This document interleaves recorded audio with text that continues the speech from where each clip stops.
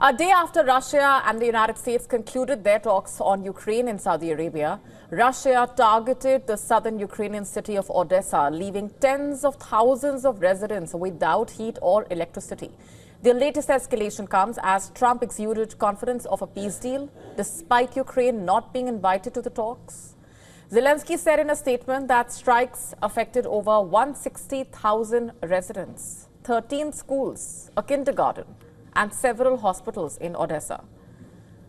Local officials claimed the drone attack in Odessa injured 4 people, including a child, and caused widespread power cuts as temperatures in the city dipped to -6 Celsius in the morning. In the backdrop of the latest Russian assault on Ukraine, the U.S. Special Envoy for Ukraine and Russia, Keith Kellogg, arrived in Kiev. This is the first visit to Ukraine since his appointment. Kellogg will hold meetings with Ukraine's President Volodymyr Zelensky and the Commander-in-Chief of Ukraine Armed Forces. And with Secretary Rubio and the rest of the team, and just ensure that we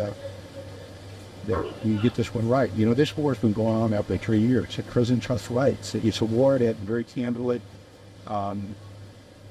I truly believe would not have started if he was the president. It's an egregious war. And you're such for right. And Patterson's there, and he understands the human suffering. He understands the damage that he would see. And I think that we want to see that.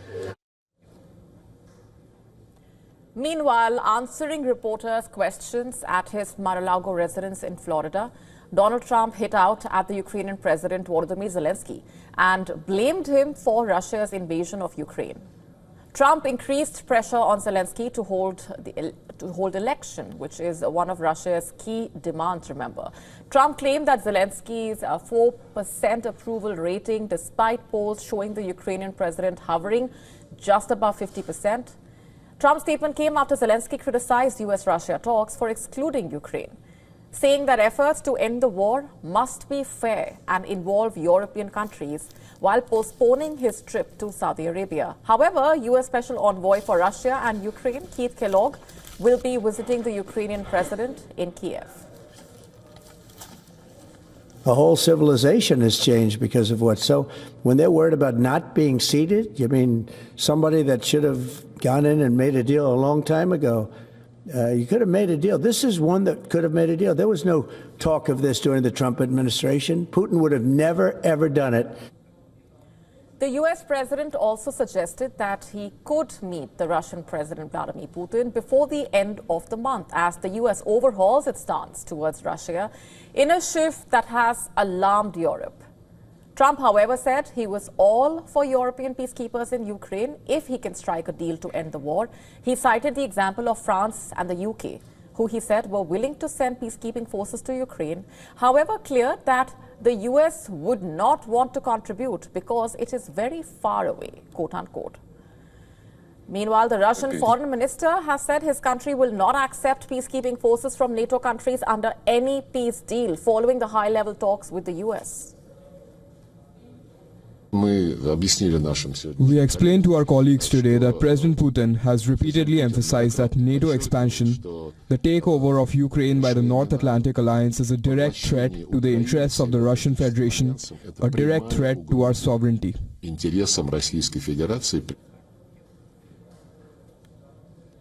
And after the meeting with the Russian delegation, the U.S. Secretary of State, Marco Rubio, briefed his European counterparts on social media, top European Union diplomat, saying that they told Rubio that the U.S. should not walk into traps set by Russia, alleging that Moscow aims to divide the West.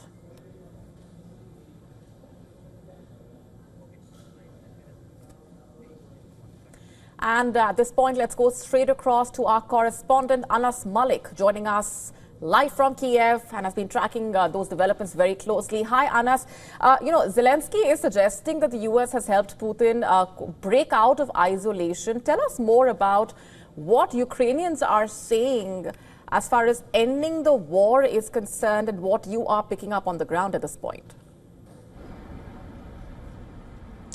Well, Molly, I've been here in Ukraine since yesterday and I got to Kiev this morning. On the part of what the Ukrainians feel, it won't be wrong to say that there is a sense of betrayal that they feel on the part of what the US has to offer to Russia.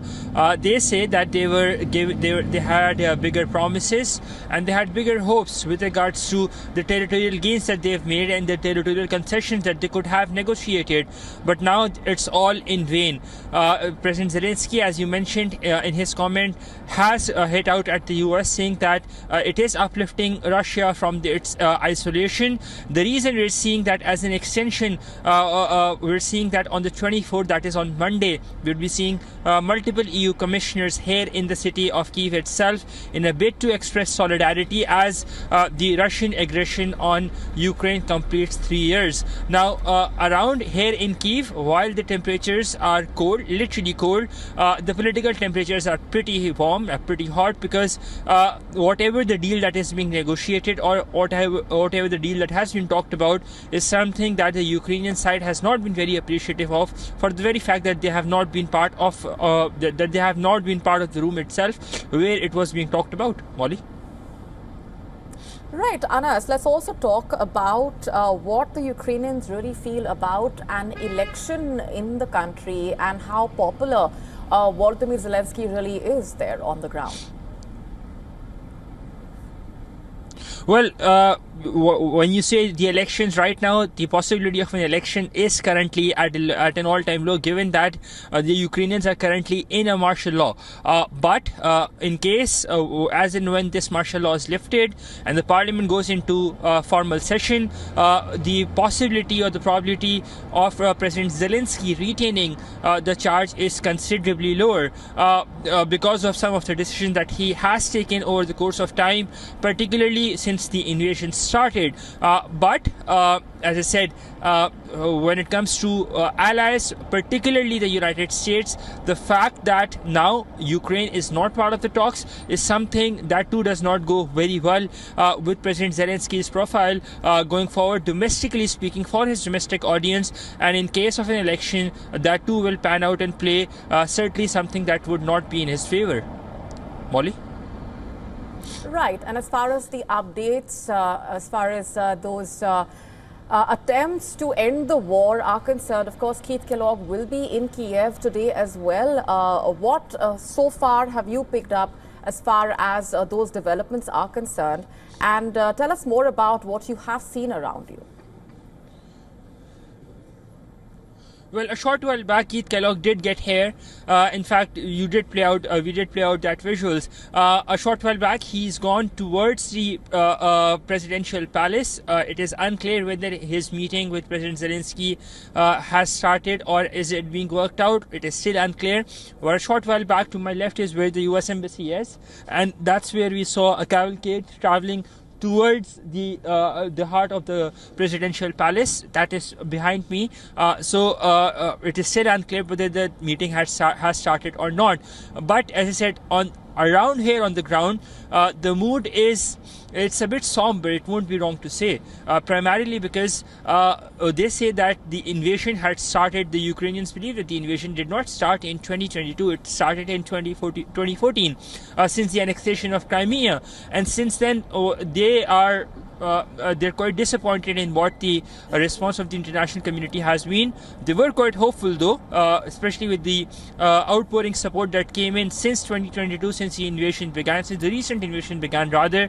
But of course, things have taken a turn, something that is not in the favor of Ukrainians. And the reason we're seeing that this somber mood can be felt very clearly in the air at large.